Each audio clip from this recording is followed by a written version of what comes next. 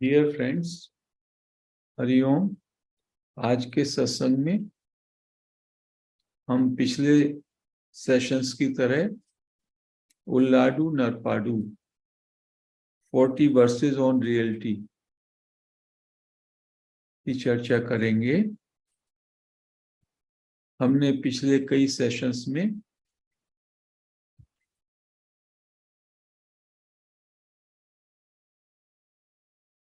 श्लोक 16 तक 40 छंदों में से 16 छंदों पर और 2 मंगलाचरण के छंदों पर चर्चा की है। आज के सेशन में श्लोक 17 से श्लोक 20 तक। जैसा कि हम जानते हैं, महर्षि ने उल्लाडू नरपाडू की रचना तमिल भाषा में की और इसमें 40 छंदों में उनकी सारी टीचिंग्स का सार है। अद्वैत वेदांत के अनुसार ओनली वन रियलिटी, केवल एक ही सत तत्व है, एक तत्व, एक वास्तविकता। और ये त्रिपुटी, जीव, जगत, ईश्वर, या ये ड्युअलिटी उसी से अराइज होती है, उसी से एपियर होती है और उसी में विलीन हो जाती है। तो सोर्स के लेवल पर, एसेंस के लेवल पर केवल एक तत्व है, उसका नाम रियलिटी, अवेयरनेस, कॉन्शियसनेस, एनीथिंग, किसी भी नाम से, आत्मा, परमात्मा, किसी भी नाम से आप जाने। और इन टीचिंग्स के जरिए, इन टीचिंग्स के माध्यम से महर्षि बार बार उस सत तत्व, उस रियलिटी के विषय में, और जो व्यक्तियों ने उस रियलिटी को रियलाइज कर लिया, उस ज्ञान को का जिनको बोध हो गया, उनके विषय में स्पष्ट करते हैं, ताकि हम लोग भी, हम सीकर्स भी उस ज्ञान के प्रकाश से अवगत हो जाएं। तो श्लोक 17 में महर्षि कहते हैं, those who have not realized the self, वो लोग, अज्ञानी लोग, जिन्होंने कि अपने सेल्फ को, आत्मा को रियलाइज नहीं किया, जिनको आत्मबोध नहीं हुआ। As well as to those who have, और वो लोग जो ज्ञानी हैं, जिन्होंने अपने आत्मा का बोध कर लिया। The body is I, the body, ये जो बॉडी है, ये देह, अज्ञानी के लिए भी और ज्ञानी के लिए, दोनों के लिए आई है, मैं है। लेकिन अज्ञानी के लिए ये जो शरीर है, शरीर और आई का साइज शरीर के बराबर ही है। जब मैं कहता हूं, एक अज्ञानी मैं कहता है, तो वो अपने को ये देह, स्थूल देह, कि मैं और मेरा आकार है ये देह, मैं 6 फुट या 5 फुट 10 इंच लंबा हूं, ये मोटा हूं, ये वजन है। तो मैं, मेरा जो मैं कहना है वो इस मेरे शरीर की सीमाओं से परिभाषित होता है। लेकिन जिसने आत्मा का बोध कर लिया, उसके लिए ये जो मैं है, ये शरीर के अंदर शाइन करता है, लेकिन लिमिटलेस हो जाता है। वो जो आई है, ज्ञानी के लिए आई अनंत का रूप ले लेता है। उसका विराट सत्ता, सब कुछ उस आई में समा जाता है। तो आई एक अज्ञानी भी कहेगा, और उसके लिए केवल ये शरीर मात्र, देह, स्थूल काया, ये शरीर ही आई है। और ज्ञानी के लिए आई का मतलब इतना विराट हो जाता है कि उसमें न केवल हमारा शरीर, समस्त जगत, सब कुछ उसमें आ जाता है, क्योंकि वो आई के स्रोत पे पहुंच जाता है, या वो रियल आई, एटर्नल आई को का उसको बोध हो जाता है। तो एक ईगोइक आई है, जो अज्ञानी जिसको मानता है मैं, उसके हिसाब से मैं देह, मन, बुद्धि, इंद्रियां हूं, और ज्ञानी के लिए मैं इस सब का सोर्स हूं। तो एक के लिए मैं सीमित है और दूसरे के लिए मैं असीमित या अनंत हो जाता है। एक जो अज्ञानी है वो अपने को फॉर्म आइडेंटिटी मानता है, जो कल शाम हमने चर्चा की थी, जो लेवल 1 अंडरस्टैंडिंग है मनुष्य की, कि ही इज ए फॉर्म। और जो ज्ञानी है वो अपने को कॉन्शियसनेस डायमेंशन में ले जाता है, अनंत में ले जाता है। एक सीमित है, दूसरा अनंत है। Form identity, formless essence. तो दोनों को परिभाषित इसमें किया है। आई दोनों ही कहते हैं, लेकिन एक का आई का मतलब है केवल उसका शरीर, और दूसरे के आई का मतलब है विराट, सारे का सारा विस्तार का आई, जो कि उसके शरीर में हृदय से उत्पन्न हुआ है, या हृदय जहां पे केंद्र है उसको। ऐसा। श्लोक 18 में क्या कहते हैं? To those who have realized the self and those who have not, the world is real.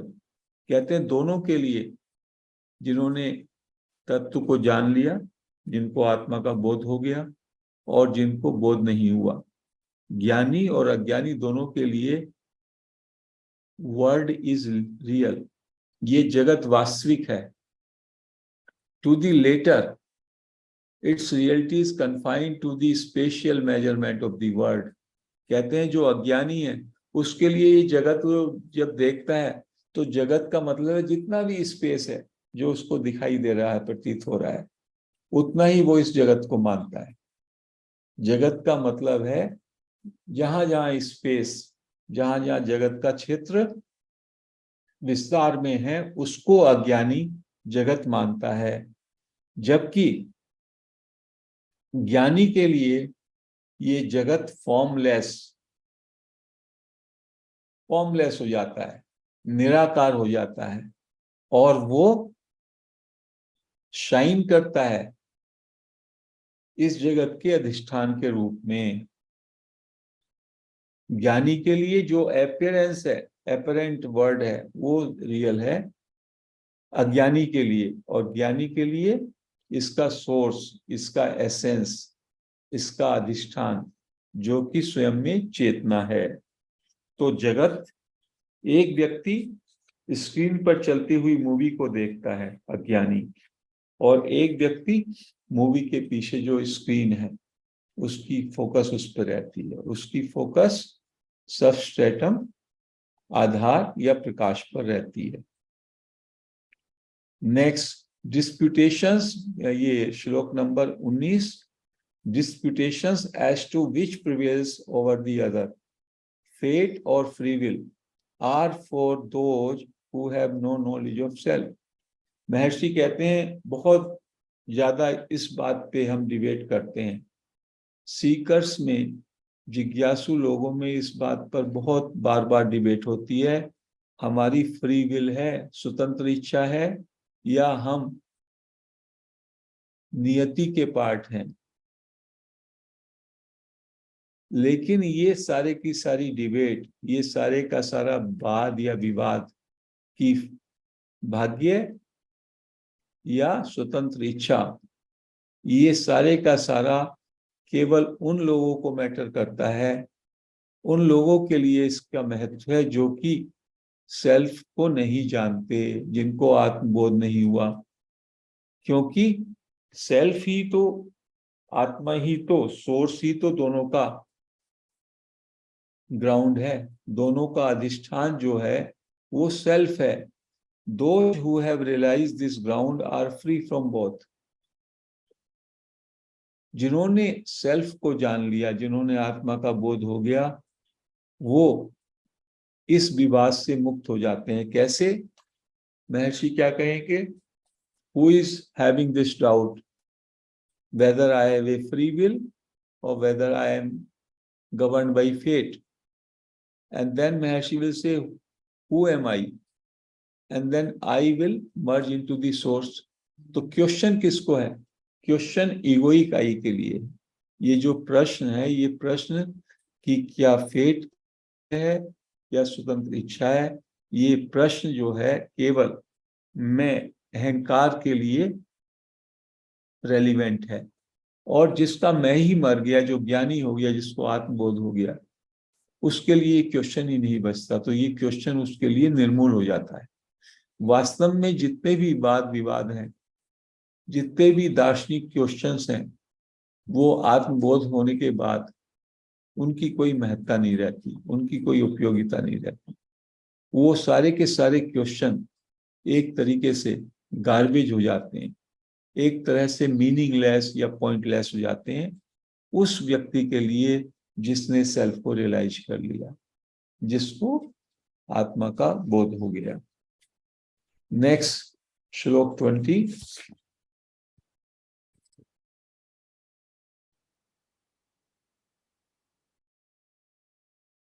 Without seeing the self, the seeing of God is a mental image।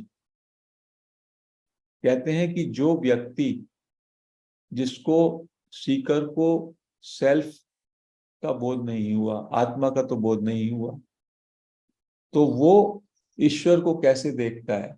वो ईश्वर की एक परिकल्पना करता है। ईश्वर की एक केवल मेंटल इमेज होती है उसके पास, जिसको हम सगुण साकार कहते हैं।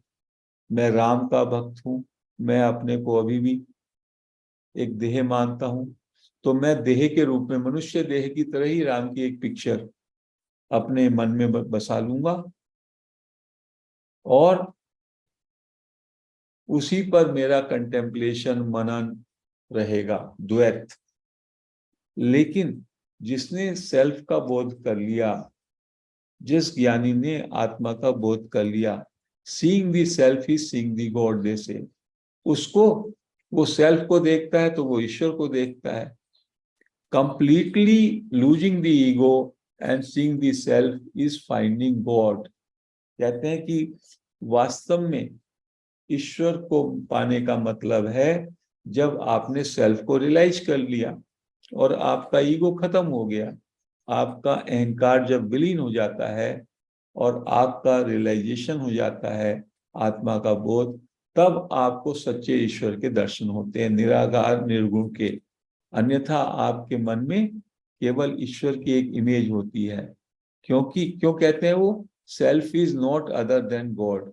क्योंकि वास्तव में तो जो ये सेल्फ है, जो एसेंस है, जो सोर्स है, जो स्रोत है, वही तो वास्तविक ईश्वर है। वही तो वह तत्व है जो सब जगह फैला हुआ है, जो सबका अधिष्ठान है, जो सबका प्रकाशक है। उसी का तो नाम वास्तव में ईश्वर है। लेकिन चूंकि हम मन के स्तर पर ठहरे रहते हैं, हम अपने को एक सेपरेट व्यक्तित्व मानते हैं, एक सेपरेट एंटिटी मानते हैं, और हमारी ईगो मेंटेन रहती है। तो मैं ईश्वर को अपने से अलग मानते हुए उसकी एक मेंटल पिक्चर क्रिएट करता हूं। मेरे मन में मनुष्य के रूप वाली ही एक ईश्वर की परिकल्पना मात्र रहती है। तो मेरा ईश्वर कल्पित होता है। और जब मुझे अपने सोर्स का, अपने सेल्फ का बोध हो जाता है, तो फिर सेल्फ के बोध होने के साथ साथ निराकार निर्गुण उस तत्व का स्वतः ही बोध हो जाएगा। क्योंकि self is not other than God और God is not other than self. Then you are self, you are God. तब आपको बोध हो जाता है। जब तक आप ईश्वर को अपने से अलग मानेंगे, क्योंकि आप अपने को देह, मन, बुद्धि, इंद्रिया मान रहे हैं, तब तक ईश्वर की केवल एक कल्पना या धारणा ही आपके पास रहेगी। ईश्वर को सही ढंग से, ईश्वर का बोध हो जाए, ईश्वर का साक्षात्कार हो जाए, वो कब होगा? To know God is to be God. To know the self is to be the self. That is the substance of teaching. तो इस तरह से हमने आज श्लोक 17 से श्लोक 20 तक ज्ञानी और अज्ञानी दोनों, मैं का भी उनका अपना अलग अलग दृष्टि है, जगत की भी उनकी अपनी अलग अलग दृष्टि है, ईश्वर की भी उनकी अलग अलग दृष्टि है। फेट और फ्री विल का जो क्वेश्चन है वो ज्ञानी के लिए इररेलेवेंट हो जाता है, मीनिंगलेस हो जाता है, पॉइंटलेस हो जाता है। बहुत सारा जो हमारा वाद विवाद है, बहुत सारी जो हमारी फिलॉसफी है, बहुत सारी हमारी जो चर्चाएं हैं, उनका वो उद्देश्य विहीन हो जाएंगे। When we realize the self, तो फिर हमको लगेगा ये तो सब बुलबुले की तरह है, ये तो सब तरंगे की तरह है, ये तो सब ट्रांजिटरी है, and then they will be all pointless for us. They will all be, all those discussions will be meaningless for us. So the only thing हमें करना है, हमें उस रियलिटी का जो कि हमारा वास्तविक स्वरूप है उसको पहचानना है, उसका बोध करना है। और महर्षि कहते हैं it doesn't take much time, it can happen in an instant. जैसे ही आप अपने थॉट प्रोसेस को रोक देते हैं तो आप you can be aware of inner space. That inner space or background is the awareness. So you have to eliminate the non-self and then you are the self. It is so easy and so simple. तो हमको महर्षि बार बार सब तरफ से अपने छंदों में एक ही बात को डिफरेंट एंगल से समझाने की चेष्टा करते हैं ताकि हमारी जो कवरिंग है, हमारी जो अज्ञान का आवरण है, उससे हम मुक्त हो सके और हमें अपने स्वरूप का बोध हो सके, अपनी रियल नेचर का बोध हो सके। तो आज friends we conclude this session here. Hari Om.